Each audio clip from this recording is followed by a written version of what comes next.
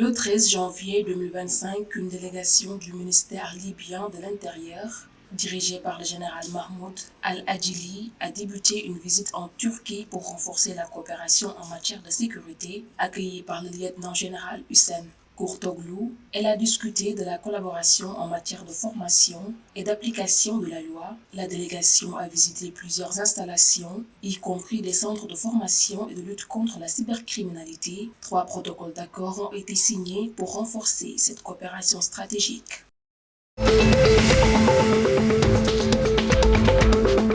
Le 14 janvier 2025, en Mauritanie, à Nouakchott, les premiers ministres du Sénégal, Ousmane Sonko, et de la Mauritanie, Mokhtar Ould Djaï, ont co-présidé une table ronde pour approfondir la coopération économique bilatérale. La rencontre a abordé des sujets clés tels que les investissements réciproques, l'harmonisation réglementaire et les infrastructures transfrontalières. Les 2 pays qui partagent une frontière maritime exploitent conjointement le projet gazier Grand Tortue Ahmeyim (GTA). En 2023, les exportations du Sénégal vers la Mauritanie se sont situées à 112,8 milliards de francs CFA pour des importations de l'ordre de 4,6 milliards de francs CFA.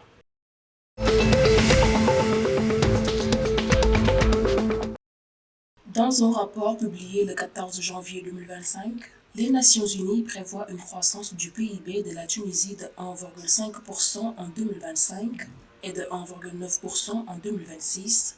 L'inflation devrait diminuer, atteignant 6,9% en 2025 contre 7,2% en 2024. Le rapport souligne des défis économiques mondiaux, mais met en avant une légère amélioration de la situation pour la Tunisie, avec des perspectives plus stables sur le court terme.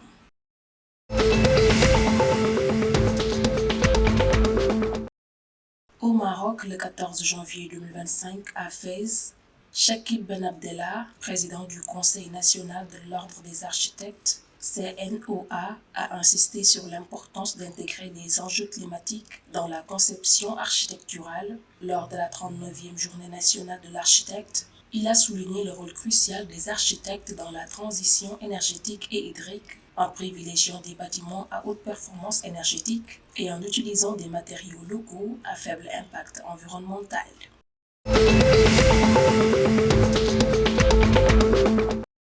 Le 14 janvier 2025, après leur victoire en buts à 1 contre la Tunisie au match aller des éliminatoires de la Coupe du monde de football 2025, la sélection féminine algérienne des moins de 17 ans a repris l'entraînement au Centre technique national de Sidi Moussa. Le moral était au beau fixe lors de la séance dirigée par le sélectionneur Abdenour Mira. Les joueuses se préparent désormais pour le match retour prévu le dimanche 19 janvier 2025 au stade Moustapha Chaker de Blida.